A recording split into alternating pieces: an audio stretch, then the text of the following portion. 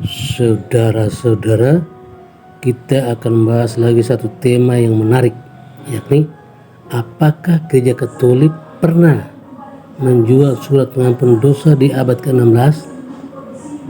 Jawabannya tidak. Untuk lebih memahami hal ini, perlu terlebih dahulu ajaran Gereja Katolik tentang pengampunan dosa dan indulgensi. Katekismus mengajarkan bahwa indulgensi adalah satu, penghapusan siksa-siksa sementara di hadapan Allah untuk dosa-dosa yang sudah diampuni. Warga beriman Kristen yang benar-benar siap menerimanya di bawah persyaratan yang ditetapkan dengan jelas. 5. Memperolehnya dengan bantuan gereja yang sebagai pelayan penebusan membagi-bagikan dan memperuntukkan kekayaan pemulihan Kristus dan para kudus secara otoritatif. Sejumlah orang berpandangan bahwa dulu di sekitar abad ke-14-16 terjadi penjualan surat indulgensi agar memperoleh pengampunan dosa, sehingga Martin Luther memprotesnya. Namun pandangan ini tidak benar, justru karena dari definisi saja tidak cocok, sebab indulgensi tidak diberikan agar dosa-dosa yang diampuni, tetapi sebaliknya dosa-dosa itu harus diakui terlebih dahulu dalam sakramen pengakuan dosa, dan baru ketika dosa-dosa itu sudah diampuni, orang bersangkutan dapat memperoleh indulgensi jika syarat-syarat lainnya dipenuhi. Nah, di abad pertengahan sampai abad 16, gereja sedang membangun Basilika Santo Petrus. Harus diakui bahwa mungkin saja ada penyimpangan dalam penerapan ajaran indulgensi, tapi ini tidak menghapus akan kebenaran bahwa gereja mempunyai kuasa untuk memberikan indulgensi. Jika kita membaca catatan sejarah, kemungkinan inilah yang terjadi. Paus Leo X memberikan indulgensi kepada orang-orang yang memberikan sumbangan untuk pembangunan Basilika Santo Petrus. Namun pertama-tama bukan karena mereka memberi uang, melainkan karena hal itu terjadi. Hal itu termasuk amal kasih, yaitu untuk mendukung seluruh jemaat agar memiliki rumah ibadah yang menyembah dan memuliakan Tuhan. Untuk memperoleh indulgensi tersebut, seorang juga harus memenuhi syarat lainnya, yaitu mengaku dosa dalam sakramen tobat, menerima komuni, mendasarkan doa tertentu, bermati raga, dan memberi sedekah, yang semuanya harus dilakukan dengan sikap yang benar. Saat itu, seorang pengkhotbah Dominikan bernama Johann Tetzel diutus berkhotbah di Jüterbog, Jerman.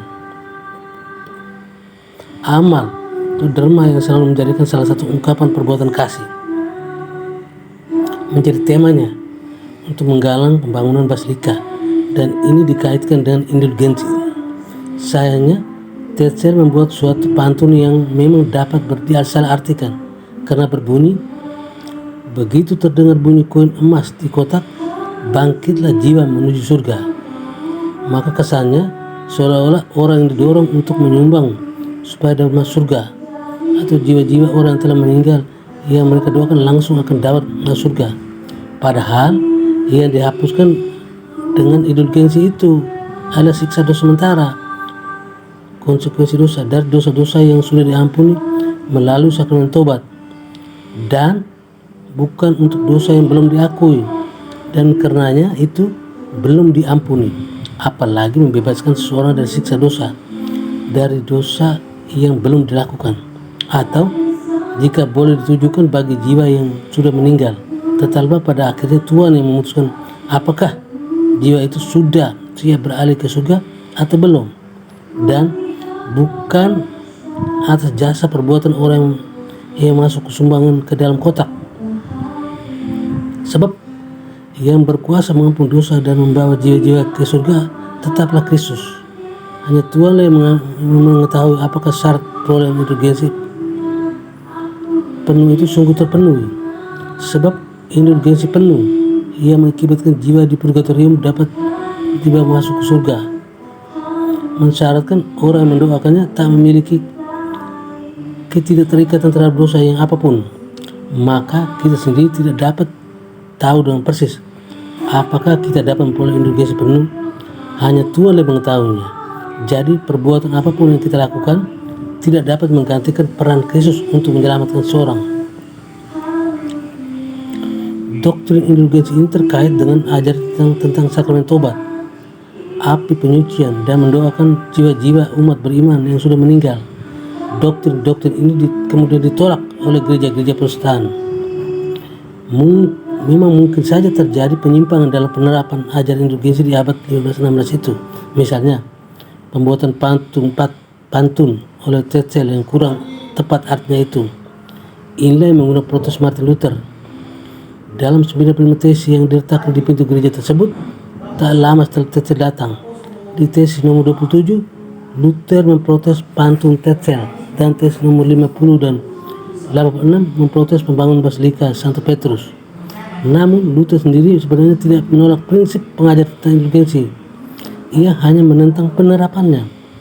Tesis nomor 49 membuktikan hal ini dengan dimana Luther mengatakan bahwa indulgensi sebenarnya berguna.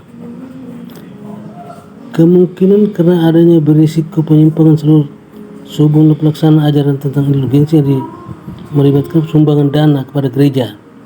Maka dalam Konsili Trente, Paus Pius V membatalkan peraturan indulgensi yang melibatkan transaksi keuangan. Sampai sekarang, sumbangan kepada gereja tidak termasuk dalam perbuatan yang disyaratkan untuk memperoleh indulgensi. Namun demikian, hal tersebut tidak mengubah fakta bahwa gereja tetap mempunyai kuasa untuk melepaskan umat dari dosa sementara temporal akibat dari dosa-dosa yang sudah diakui dalam sakramen pengakuan. Jadi, pengampunan dosa tidak pernah diperjualbelikan seperti yang dituduhkan. Meskipun indulgensi di abad 16 itu dapat diperoleh dengan menyumbang, namun hati yang bertobat, mengaku dosa dalam sakramen tobat, dan segala persyaratan religius lainnya harus diteliti agar indulgensi dapat diberikan. Jadi, bukan membeli surat dan setelah itu dosa diampuni. Indulgensi bukan untuk menggantikan peran sakramen tobat. Sebab untuk memperoleh indulgensi seorang harus bertobat terlebih dahulu dalam sakramen tobat, dan sakramen tobat ini tidak pernah berkaitan dengan transaksi keuangan. Oke, sekian dan terima kasih.